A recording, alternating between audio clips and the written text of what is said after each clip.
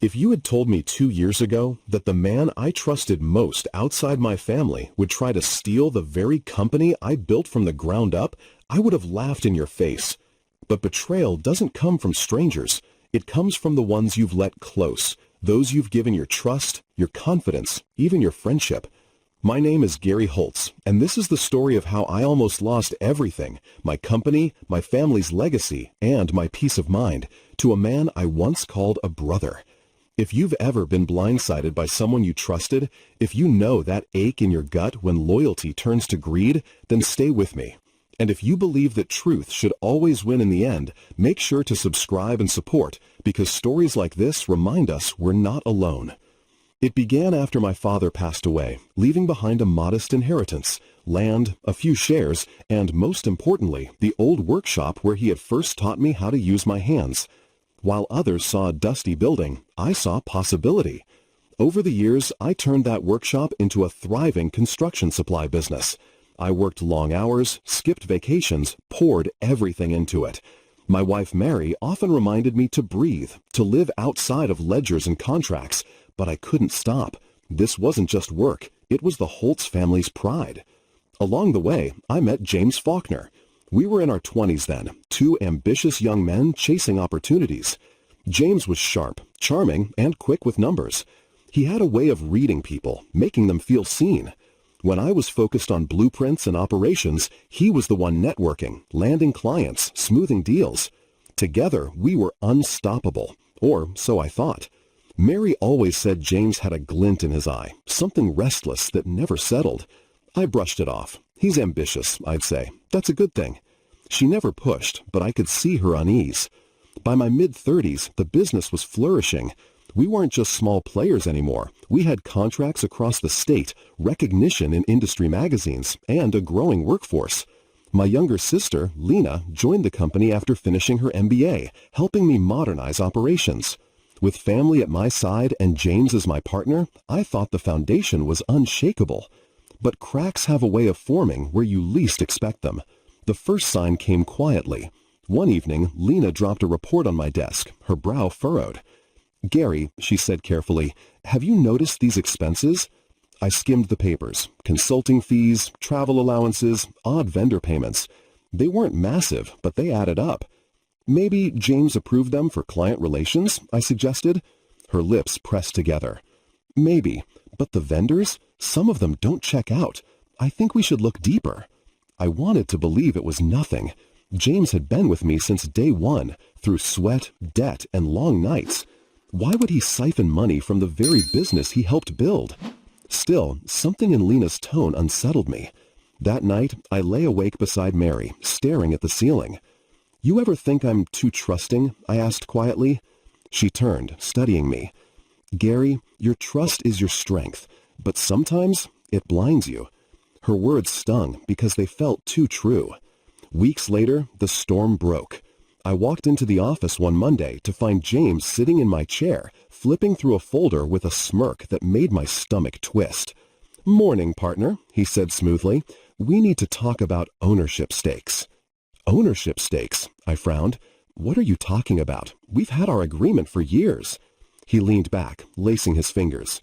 "Agreements can change, especially when someone's been carrying more weight." I blinked at him, unsure if this was a joke. "Carrying more weight?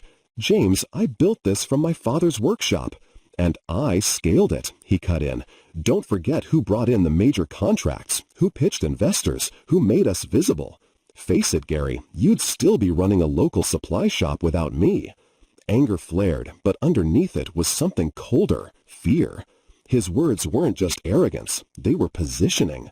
"I'm not renegotiating," I said firmly. His smile widened, too calm. "We'll see about that." For days, tension simmered. James kept making snide comments in meetings, undermining me with staff, casually reminding everyone of his contributions. I tried to brush it off, but Lena noticed. So did Mary. Then came the real blow. At a quarterly board review, James slid a stack of papers across the table.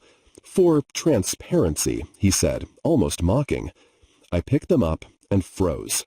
There, among financials and project updates, was a document with my signature on it, A transfer agreement. According to it, I had approved shifting a large portion of company shares to a holding entity linked to James. The blood drained from my face. This is forged.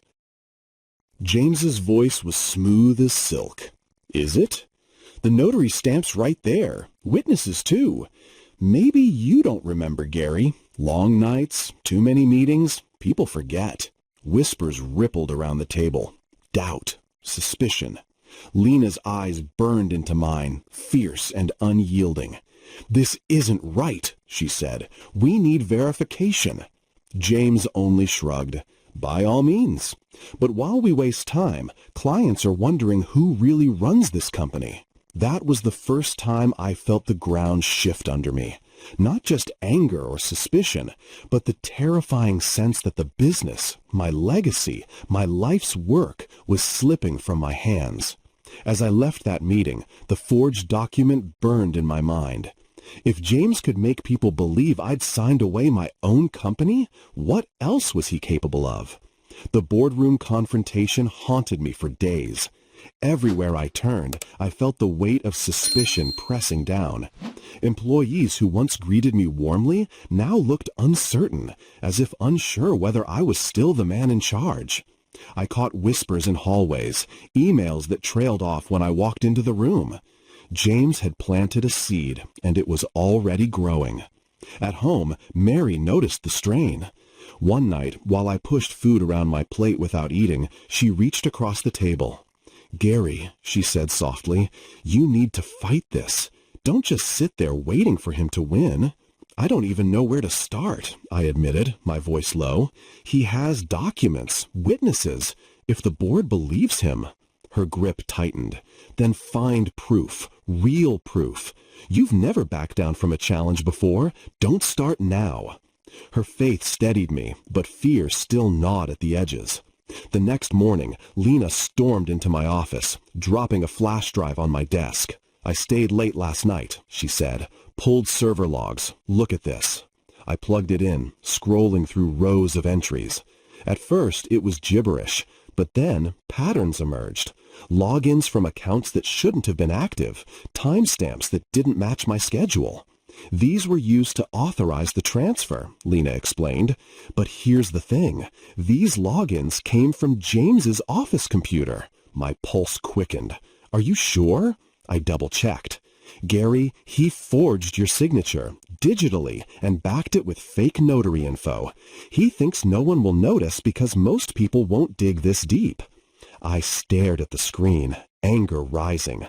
James hadn't just betrayed me. He'd carefully engineered this months in advance. But suspicion wasn't enough. We needed irrefutable proof. I reached out to an old college friend, Marcus, who now worked in digital forensics. Over coffee, I laid out the situation. Marcus listened, then leaned back. If he tampered with records, I can find it, but you'll need a certified report. Otherwise, it's just screenshots and speculation. That's exactly what I need, I said. He nodded. Give me a week. Meanwhile, James tightened his grip. He started holding strategy sessions without me, gathering department heads in his office, sending out directives signed with both our names. When I confronted him, he played innocent.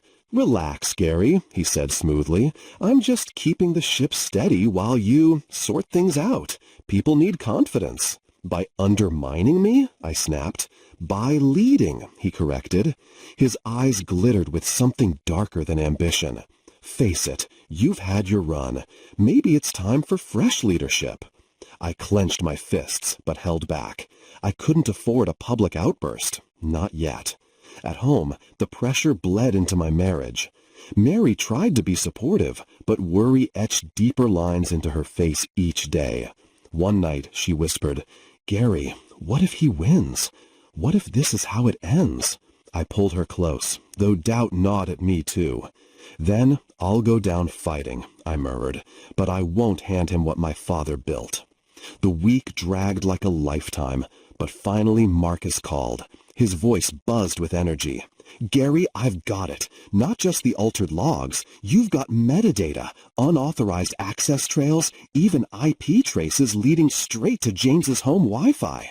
He didn't cover his tracks nearly as well as he thought. Relief surged, tempered with caution. And the report? Certified, time-stamped, everything admissible. This isn't just suspicion anymore. This is a smoking gun. For the first time in weeks, I felt like I could breathe. But James wasn't idle. The very next day, he walked into the office with a swagger that made my stomach twist. In his hands was a glossy proposal packet. "Big meeting tomorrow," he announced to the team. "Our chance to expand statewide. Investors want clarity. Who's really leading this company? Don't worry, I'll show them." His eyes flicked to me, daring me to challenge him. I knew then what his game was. He wasn't waiting for lawyers or courts. He was staging a coup, convincing investors, staff, and clients that I was already irrelevant. If I didn't act soon, the perception alone could bury me. That night, Lena, Mary, and I gathered around the kitchen table. The certified report sat between us, pages of evidence proving James's deception. "We take this to the board," Lena said firmly. Mary shook her head. "He's already poisoned their ears. If you go in unprepared, they'll think it's just two men squabbling over credit." "Then we prepare," I said quietly. My voice hardened as the decision crystallized. "We gather everything: financial inconsistencies, employee testimonies, Marcus's report. When the board meets next week, James won't just look dishonest, he'll look dangerous." For days, tension built like storm clouds. James strutted through the office as if he already wore a crown, his words dripping arrogance. "You know, Gary," he said one afternoon, leaning against my doorway, "I used to admire you, but somewhere along the way you got comfortable, safe. That's why I'll win, because I still want more." His words lingered long after he left. Was it envy, resentment, some need to prove himself? Whatever drove him, it was consuming him. Finally, the day arrived. The boardroom was packed, shareholders, department heads, even outside counsel. James sat at the head of the table, smiling like a man already victorious. "Thank you all for coming," he began, voice smooth and confident. "Today we settle leadership once and for all." I sat across from him, Lena by my side, the certified forensic report heavy in my folder. The moment had come. As James launched into his presentation, spinning himself as the true visionary of the company, I waited. My heart pounded, but I knew this was where everything would change. James strutted to the front of the boardroom like an actor taking center stage. He laid out slides, charts, and projections, his voice dripping with confidence. "Under my leadership," he declared, "Holtz Industries won't just maintain its market share, we'll dominate. Expansion, diversification, innovation. But to achieve this, we need stable leadership. Gary's distracted. He's clinging to the past. I'm the future." He clicked the remote, and suddenly my own signature flashed on the screen beside bank transfers and contracts. Gasps rippled around the room. He had staged this perfectly. Documents, timelines, even a notary stamp. To anyone glancing quickly, it looked like I'd handed him the keys willingly. My jaw clenched, but I forced myself to wait. Timing was everything. "Gary's resistance," James continued, "isn't just unproductive, it's dangerous. Investors want certainty. Staff crave direction. I'm here to provide both." He ended with a smug smile, arms folded as if daring me to respond. The chairman, an old friend of my late father, turned to me. "Gary, do you have anything to say before we proceed?" I stood slowly, feeling every eye fixed on me. "Yes," I said. My voice carried, steadier than I expected. "I have plenty to say, because what James just presented is a carefully constructed illusion." James let out a short laugh. "Here we go again." I ignored him and placed a thick folder on the table. For weeks, I continued, I've been accused of authorizing decisions I never made, transfers I never approved, documents I never signed. At first, I thought it was paranoia, but then I looked closer, and I found this. I handed copies around the table, Marcus's certified forensic report. The room fell into a tense hush as pages flipped. Board members leaned in, eyebrows furrowing. What you're looking at, I explained, is proof that those logins didn't come from me. They came from James's office computer. Metadata shows the documents were edited there.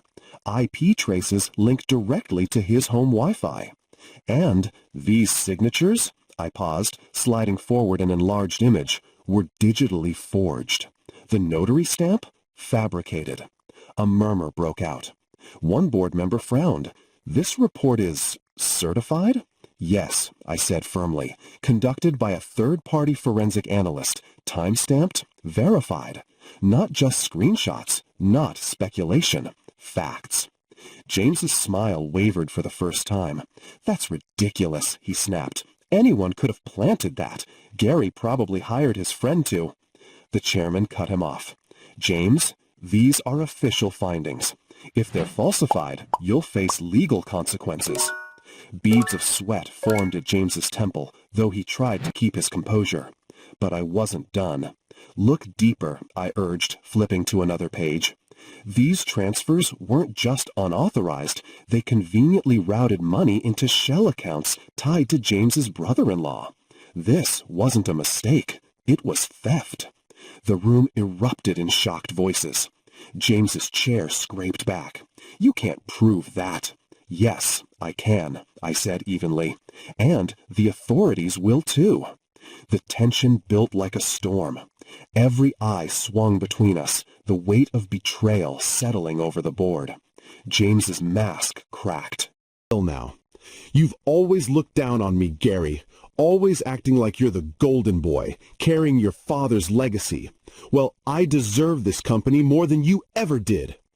There it was, the motive laid bare. Envy, resentment, hunger for control. You think you deserve it? I said quietly. By betraying trust? By stealing? My father built this company on honesty, James, and today everyone here sees who you really are. The chairman finally spoke, his voice heavy with disappointment. James Faulkner, he said, you've disgraced yourself and this company. Effective immediately, you're suspended from all duties pending legal investigation. Security will escort you out. James's face twisted in rage. He pounded the table, but two guards stepped forward.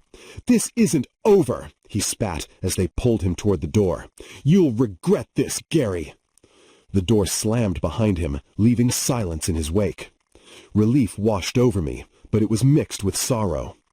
Betrayal from a friend cuts deeper than any rival's attack. The chairman cleared his throat. Gary, you've endured much. The board owes you an apology for doubting you. You have our full support moving forward. Nods circled the table. For the first time in weeks, I felt the company was mine again, not because I fought for power, but because I defended truth. Still, the weight didn't lift completely. That night, sitting at home with Mary, I confessed. Even now, I don't feel like I've won. He was my friend once. I can't stop wondering how we got here. Mary squeezed my hand. Because he let envy consume him. But you didn't. You stayed true. That's what matters. Her words eased something inside me, but I knew this wasn't the end. The company would need healing. Employees shaken by James's lies would need reassurance. And I'd have to prove, not just to the board, but to myself, that I could lead without letting bitterness take root. As I drifted to sleep that night, I couldn't shake one thought. James had lost the battle, but what kind of scars had he left behind? The boardroom was unusually quiet the next morning.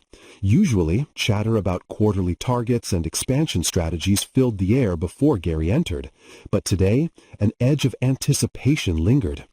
People had heard whispers about missing funds, about shifts in leadership. Gary knew the storm had reached its peak. He adjusted his tie, reminding himself that today wasn't just about numbers or shares. It was about truth, about standing firm when someone you trusted had tried to undermine you. Mary walked beside him as they approached the glass doors. She gave his hand a reassuring squeeze. Whatever happens in there, just remember, you've done everything right. You're not alone. Gary nodded, though his jaw was tight. He had spent countless nights reviewing every piece of evidence with his lawyer, ensuring there were no loose ends. James wouldn't slip through cracks of doubt. Inside, the long mahogany table gleamed under the fluorescent lights. Executives and shareholders sat around it, their expressions ranging from curiosity to quiet judgment. At the far end, James Faulkner sat, immaculate as always, in his tailored navy suit. His smile was practiced, but Gary noticed the subtle twitch in his jaw, the way his fingers tapped restlessly against the table. "Shall we begin?" the chairman asked, his voice deep, neutral. Gary rose, a folder in hand. His heart pounded, but his words came steady. "I've called this meeting to address a matter of grave importance. Over the past year, our company has faced financial discrepancies that couldn't be explained by market volatility alone. At first, I assumed it was clerical error, but after deeper investigation, it became clear. These weren't accidents." A murmur rippled across the room. James shifted, but didn't speak. Gary opened the folder and spread the documents. "With the help of an independent forensic accounting firm, we traced a pattern of deliberate fund redirection. Small amounts at first, then larger transfers. The destination accounts lead back to shell companies, all tied to a single beneficiary." His lawyer, seated near the front, rose and handed certified reports around the table. The bold letterhead of the forensic firm carried weight. No one could dismiss this as conjecture. Gary's voice hardened. The beneficiary was James Faulkner. The silence that followed was almost physical. Executives exchanged stunned looks, papers shuffled, and finally all eyes turned toward James. James stood abruptly, his chair scraping against the polished floor. His voice was sharp, but not steady. "This is absurd, a fabrication meant to ruin me. Gary, you've always hated the fact that people preferred my strategies over your slow, outdated methods." Gary didn't flinch. "You're right about one thing, James. I disagreed with your methods. But this isn't about preference. This is about theft, about betrayal of every shareholder sitting here." The chairman raised a hand. "Mr. Faulkner, the documents are signed and verified by a licensed third party. If you claim fabrication, you'll need proof." James's composure cracked. His gaze darted around the table, searching for allies, but none met his eyes. His confidence, once a weapon, had deserted him. Finally, he spat out, "You think you're the only one who deserves this company? I built half of these divisions from the ground up, while you clung to your father's legacy. You inherited, Gary. I earned, and still they chose you." There it was, his motive laid bare.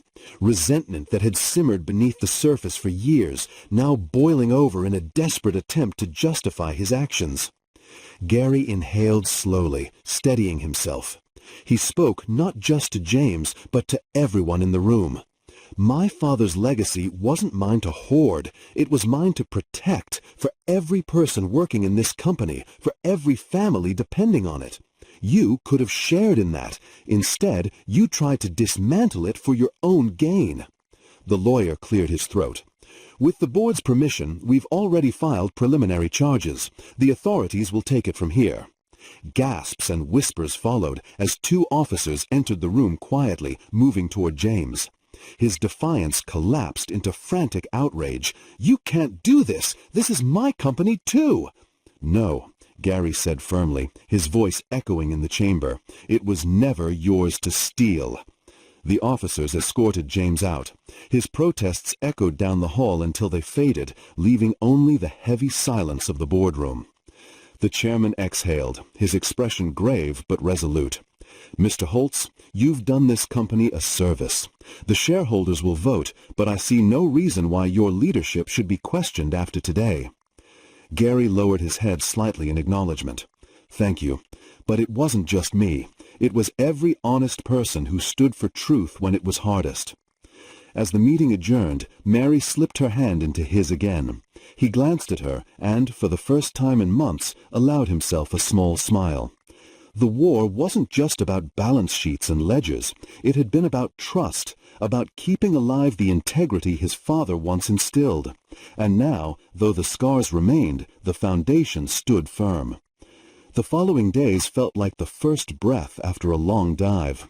The tension that had gripped Gary for months finally loosened, though it didn't vanish entirely. Removing James from the company had been decisive, but wounds, both personal and corporate, took longer to heal. Mary noticed it first. She'd find Gary at the study late into the night, not poring over ledgers anymore, but sitting silently with a cup of untouched coffee, staring at the wall where his father's old portrait hung. "You don't have to carry this alone," she said gently one evening, stepping inside with 2 fresh mugs of tea. "Your father would be proud of how you handled things." Gary turned to her, his expression caught between relief and sorrow. "Proud, maybe, but it's hard not to feel like I failed. I let James get this close, Mary. He almost destroyed everything Dad built." Mary placed her hand on his shoulder.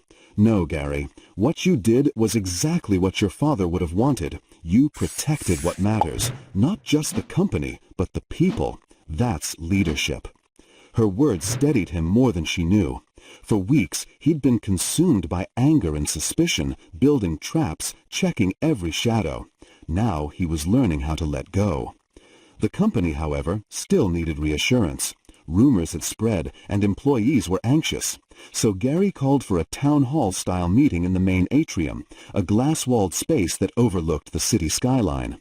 When he stepped onto the stage, hundreds of faces turned toward him. Executives in suits, interns clutching notebooks, even janitorial staff in their uniforms. Their livelihoods were tied to the decisions made here, and Gary knew they needed more than corporate jargon. They needed truth. "I know the past few months have been turbulent," Gary began, his voice carrying across the hall. "Whispers of change, of instability, of betrayal have weighed heavily on us all. Today, I want to put those fears to rest. We faced a breach of trust from within our own walls, but that chapter is over. And because of your resilience, this company stands stronger than ever." He paused, scanning the room. "We're implementing new checks, third-party audits, and stricter oversight to ensure this never happens again. But more importantly, I want you all to know this company isn't built on one person's ambition. It's built on all of us, together."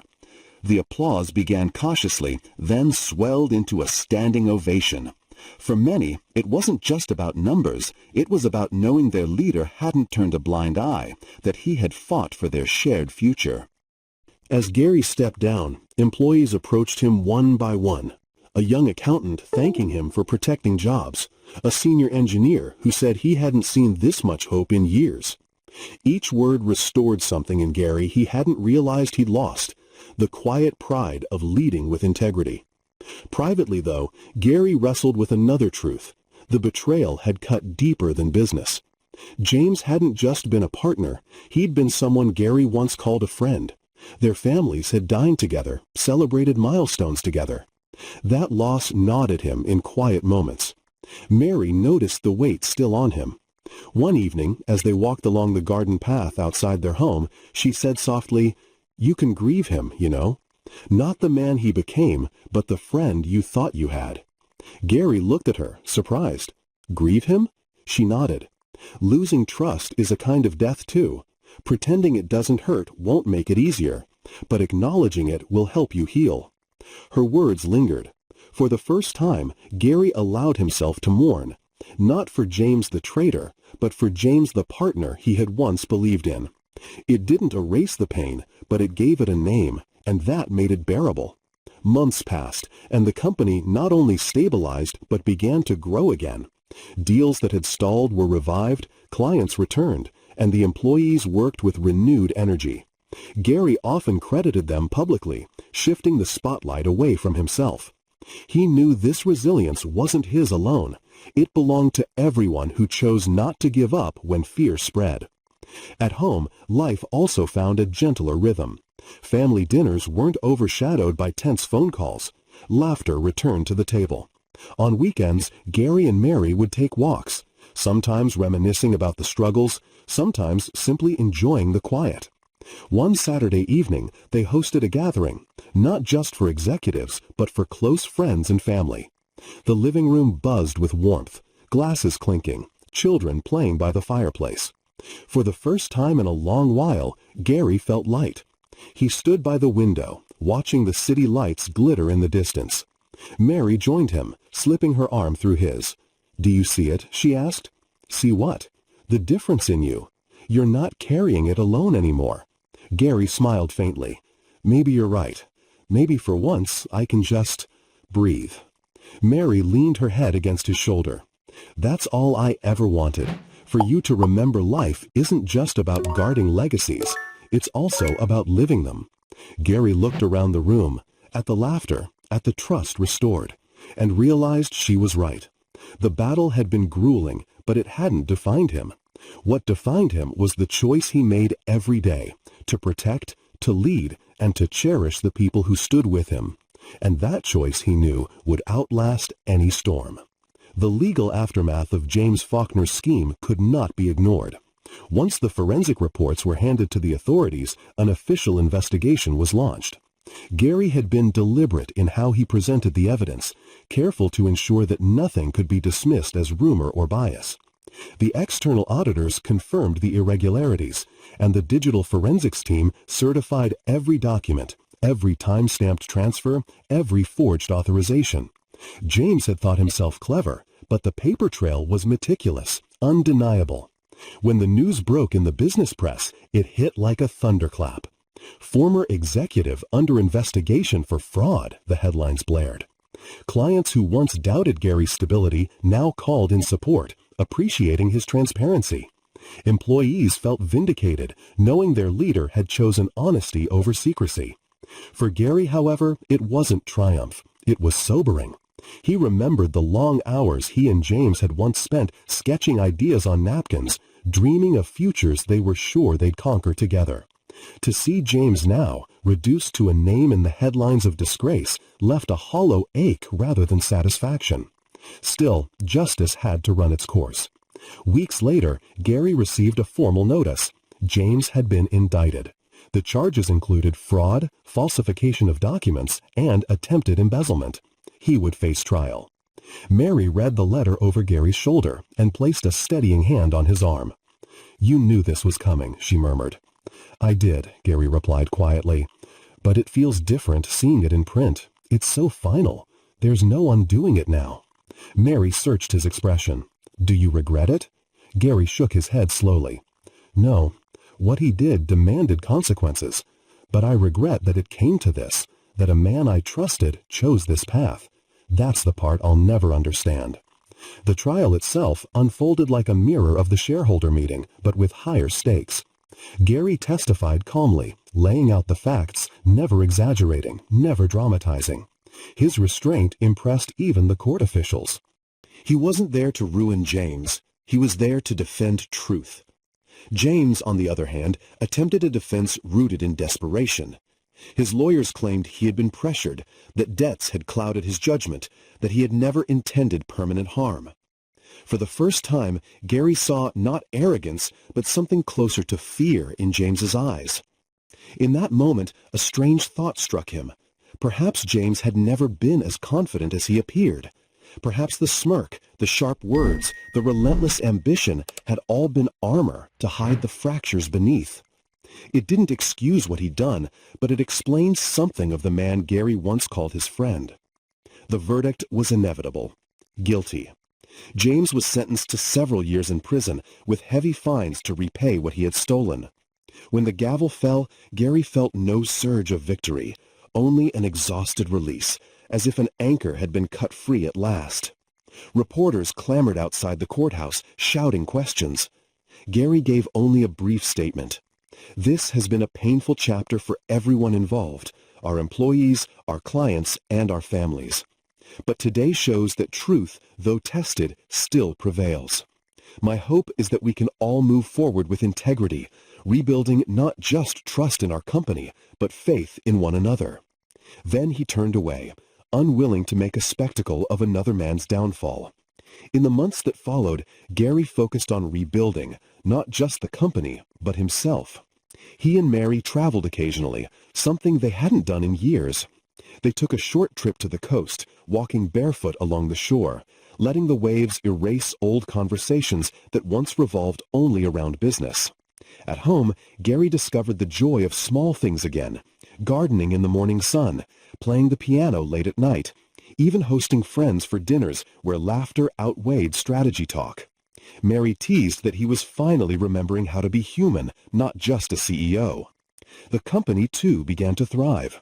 With new policies and stronger oversight, the culture shifted. Employees spoke openly about concerns, confident that transparency was now the core value. Gary fostered this environment deliberately, knowing it was the surest safeguard against future shadows. One evening, Gary and Mary hosted a quiet gathering at their home, not a corporate event, not a public spectacle, but simply an evening with close family and trusted friends.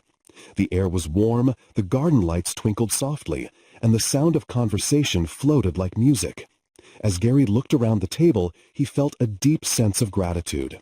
He had been tested in ways he never imagined, by greed, by deception, by the fragility of trust. But here, surrounded by loyalty and love, he realized something vital. The true legacy wasn't the company, or the wealth, or even the reputation. It was the people who chose to walk beside him when the storm hit hardest. He raised his glass quietly. "To second chances," he said. Mary looked at him curiously. "Second chances?" Gary nodded. "For all of us. For learning, for forgiving, for living beyond the mistakes of others. We can't rewrite the past, but we can choose how the story continues." Glasses clinked softly. And for the first time since the ordeal began, Gary felt peace. Not because everything was perfect, but because he finally believed it could be.